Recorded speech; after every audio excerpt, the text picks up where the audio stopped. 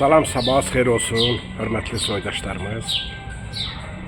Mən hal-hazırda Moskvada VDNX deyilən bir yer, yəni keçmiş xat təsərrüfatları sərgisi Azərbaycan pavilyonundan sizi salamlayıram. Dostlar, səhərdən buradayım. İçəridə bizim bilirsiniz ki, milli incilərimiz var, xalçalarımız, musiqi alətlərimiz, mədəniyyətin, yəni bütün hər şey var burada. Bütün bizim o armudis sökəndən tutmuş, yəni də bütün tarixi məbədlərin burada bir şəkilləri var. Amma təəssüflər olsun ki, zalda bir dənə başqa, yəni bir nəfər bizim, bir qid, yəni müşahidəçi olaraq deyəlim ki, cəmaata gələn və cəmaata izah eləsin ki, bizim bu incilər, tar, kaman, nə bilim, bütün də Azərbaycanın incilərin izah eləsin. Cəmaat gəlir, ruslar bura baxır, çıxır, gedir. İndi içərdən də bir çalışacağım, bir daha bir yüngül bir müsahibə eləyim. İndi bax, fikir verin. Dünə mən indi, bax, qarşı tərəfdən görürsünüz. Mən sizə yaxınlaşdırayım. Bax, o Özbəkistandır. Sağ tərəfdə də Ermənistan. Ermənistanın deməli pavilyonuna girdim. Pavilyonda bizim xalçalar, musiqi alətlərimiz özünkiləşdirib, yəni erməniləşdirib. Və girişdə 3 dildə qid, yəni müşahidə edən volontyorlar var. Deməli, musiqi alətlərimizi də, xalçalarımızı da bunlar gələn qonaqlara izah edirlər. İngilis, fransız, rus dillərində bu belə olar. Amma təəssüflər olsun ki, bizim bu sərgi pavilyonumuzda elə bir volontyor və yaxud elə bir insan yoxdur. Dostlar, deyə bilərəm ki, bütün Rusiyada istər bizim səfirlik olsun, istər də bu pavilyon olsun. Yəni, hər hansı bir tədbir olanda seçim olunur. Milləti ağ, qara dərlərə bölürlər ki, yəni görsünlər. İçəri kimi alacaqlar, kimi almayacaqlar. Səfirliyə var ki, zəng eləyəndə düşmək olmur. Gedib bir müraciət eləyəndə deyir ki, ərzə yaz. Ərzən də yazırsan, yenə də cavab gəlmir. Elə də bizim Diaspora üzrə Dövlət Komitəsidir. Dostlar, mən açıq sizin nəzərinizə çatdırım ki, əgər biz belə işləyəcəksə, bizim mənəvi, milli incilərimiz hamısı məhv olub gedəcək.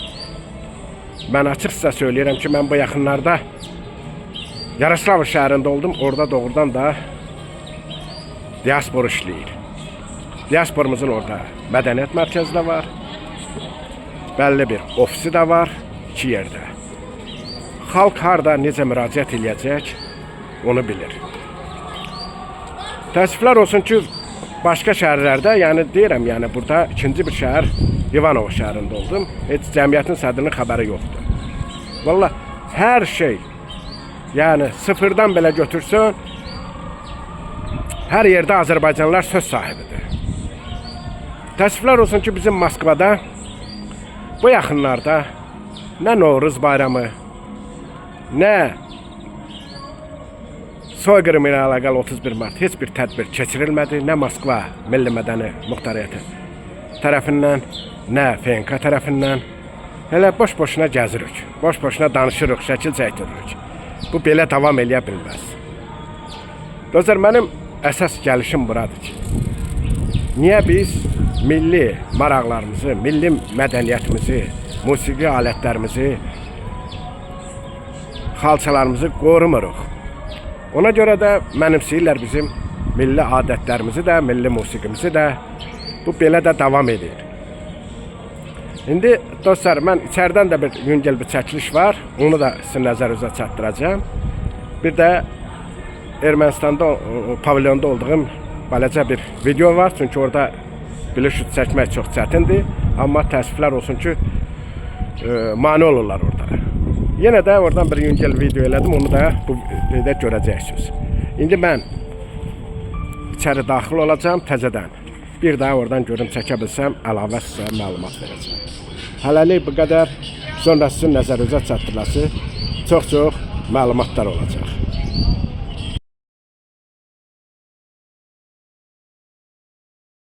Bax, görürsünüz, bu bizim xalçalardır. Bu bizim xanadır, xalça toxumaq üçün. Bunlar da bizim xalçalardır.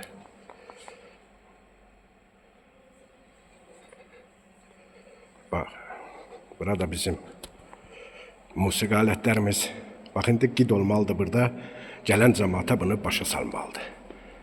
Baxın. Sonra da deyirlər ki, mən niyə danışıram? Baxın. Bax, burada bizim musiqi alətlərimiz. Balaban, zorna, tütək, qaval. Erməni pavilyonunda bunu özlərinin musiqi alətlər kimi təqdim edirlər. Bu da bizim milli geyimimiz. Bu da bizim sandıq, sunduq deyirlər, sandıq. Uşaq vaxtı oğurluq eləyərdim bunda. Elə onu da göstərim sizin nəzərinizə. Çox gözəl, amma qid yoxdur burada. Gərək qid olsun burada. Bax, keçirəm böyük zala. Çox gözəl. Buradan oynada bir tədbir olanda, yəni hər kəsi ora almırlar. Yəni seçim. Ağdərlər, qaradərlər. Gözəl. Devlətimiz çox gözəl şərait yaradıb. Təəssüflər olsun ki, biz öz mədəniyyətimizi tanıtdırmırıq cəmaata. Kimlərdir? Bax, Dahi Niyazidir bu. Qardaş, bunu indi burada bir nəfər qid olmalıdır. Yəni, başa salan müşahidəçi. Baxın, mən yalan danışıramsa, siz görün. Burada bir axranadan başqa heç kimi görmürük. Bax, gəlib, Ruslar gəlir, amma heç kim bunu başa salmır. Bax, görürsünüz. Bu bizim Sokarun, yəni neft çıxarma alətidir. Burada da güya kafedir. Kafede de çayın bir stəkan 300 rublədir. Allah göstərməsin. Yəni burada da çox gözəl bir yer. Bax, baxa bilərsiniz.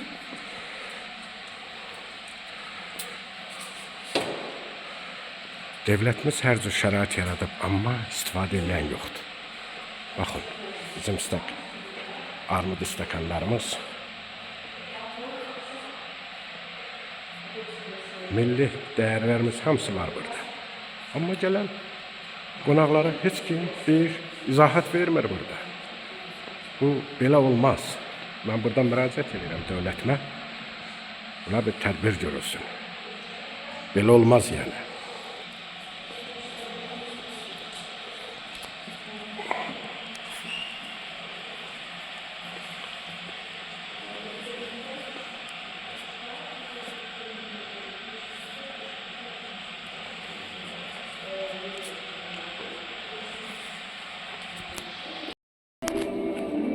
Добрый день, дорогие друзья! Мы рады видеть вас в павильоне «Казахстан» на ВДНХ. Добро пожаловать к нам! Мы работаем с 11 до 8 каждый день. В нашем павильоне очень интересно.